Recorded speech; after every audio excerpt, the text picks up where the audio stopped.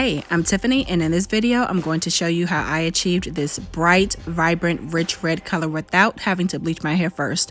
So if you want to go red, and I mean really, really red, stay tuned. Okay, so here's everything you need. I used L'Oréal HighColor in the color red, 2 boxes. I have my mixing bowl, the 30 volume developer, comb, the good old plastic shopping bag for my hair, and a few clips. So all I'm doing here is feathering out my hair to loosen it up a bit. And you don't want to dye your hair on freshly washed hair. Wait at least 3 days after washing your hair before you try to dye it. And so as you can see, I already have highlights in my hair, and one of the concerns was whether or not the highlighted areas would turn out much brighter than the rest of my hair. And I will kind of walk you through how I was able to achieve an even tone. Now, it does take a little bit of strength to get all of the color out of these tubes, and anyone who has used this brand knows what I'm talking about. So I have 2 tubes, and it took me about 10 minutes of squeezing to get this out. Okay, so I'm using the 30 volume developer, and that is because the majority of my hair is already highlighted. 40 volume developer is way too harsh, and that's something that's useful if you have never had your hair dyed before and it's really, really dark. The back of my hair has not been dyed in probably 15 plus years. I've always kept that dark and highlighted at the top. I'm just mixing in the developer here, and I don't take any measurements because I've been dyeing my hair since I was 12 myself, so I know what I'm doing, but instructions are on the back for those who may want the measurements. And ultimately, you're just seeking a creamy pudding-like consistency before you apply the color to your hair.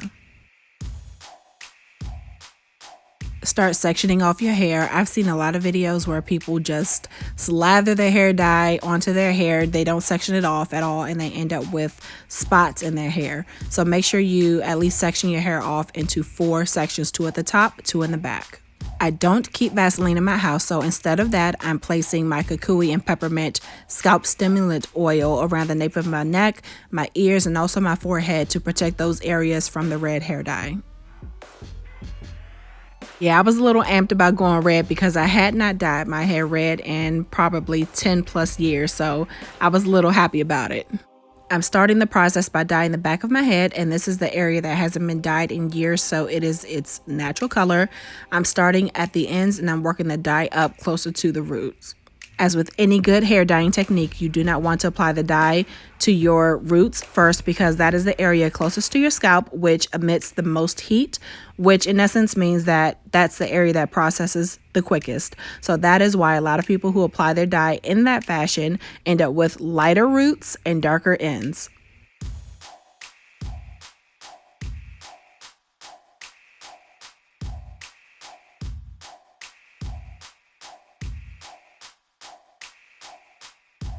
Again, I've been dyeing my hair for years and years and years myself, so I know what I'm doing. I know what it takes to cover each strand of hair, but just to make sure that you adequately apply, I would actually say slather the dye onto your hair so that you can make sure it penetrates through each hair strand and you're covering all of your hair so you don't end up with any spots.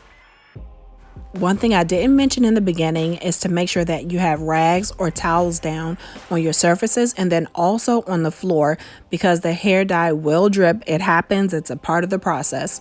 And also wear a top that you don't mind getting damaged by your hair dye.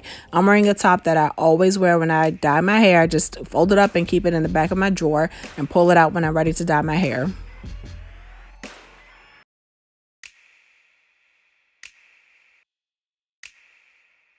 So now that my hair shaft is completely covered in hair dye, I'm now focusing on my roots all throughout my head. And one thing I did not really show here is that I waited until I got to my crown before I started applying dye to my edges and the very top of my hair.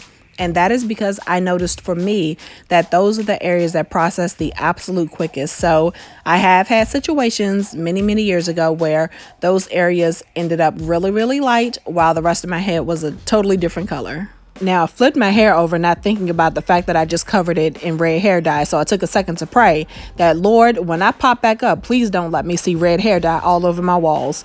And guess what? I done popped back up and the Lord done answered my prayers. So the lesson of the day is do not do what I just did. I let my hair process for 30 minutes under the plastic bag. Then I checked with the flashlight, which I don't show you here, to make sure that the color was even from my roots all the way to my ends. Rinse the dye out under cold water. I did not shampoo. I just let a conditioner sit on my head for about 15 minutes and then I rinsed everything out. And this is how my hair looks under normal lighting. This is how it looks under our bright lights, our LEDs. And then this is how it looks in the sunshine. Want to know how I got this style? Head over to Instagram and check out some of my products at Jungle Portfolio. Indulge and thank you for watching.